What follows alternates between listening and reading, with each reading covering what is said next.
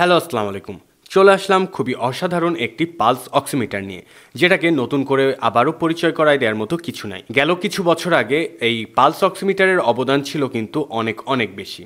আজকে কিন্তু নিয়ে চলে এসেছি খুবই অসাধারণ একটি পালস অক্সিমিটার, যেটা সকলের ঘরে ঘরেই থাকা কিন্তু খুবই জরুরি। চলুন তাহলে পালস অক্সিমিটারটি আমরা দেখে ফেলি যে এটা কেন ব্যবহার করে এবং এটি কিভাবে কাজ করে। পালস অক্সিমিটারটি আসছে কিন্তু খুবই অসাধারণ একটি প্যাকেটে, এবং প্যাকেটে দারুণভাবে কন্টেন্ট করা আছে এবং রয়েছে কিন্তু মোট 6টি কালার।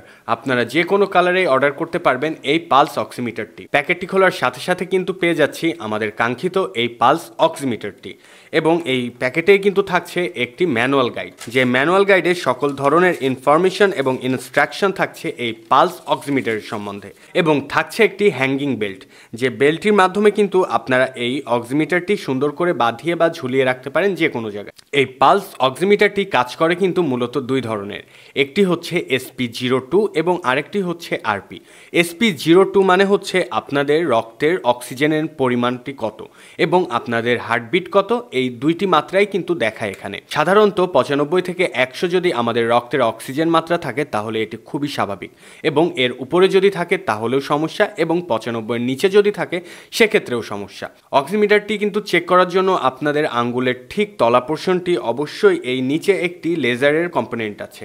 চলুন তাহলে অক্সিমিটারটি অন করে দেখে ফেলি। আপনাদের আঙ্গুলের এই তলাটি রাখতে হবে ঠিক এইভাবে এবং করে দিতে হবে অন। এই লেজারের মাধ্যমে যখন আপনার এটা দেয়া হবে তখন কিন্তু অটোমেটিকভাবে অক্সিমিটারে পালস আপ ডাউন শুরু হয়ে যাবে এবং দেখাবে আপনার হার্টবিট, এবং দেখাবে কিন্তু আপনার রক্তের অক্সিজেনের পরিমাণ কত। যেহেতু আমি এখানে কথা বলছি সেহেতু আমার হার্টবিট বাড়ছে কমছে, এবং আমার অক্সিজেনের পরিমাণ দেখাচ্ছে কিন্তু SP02 রেট 98 মানে 98, এটি স্বাভাবিকের ভেতরে আছে।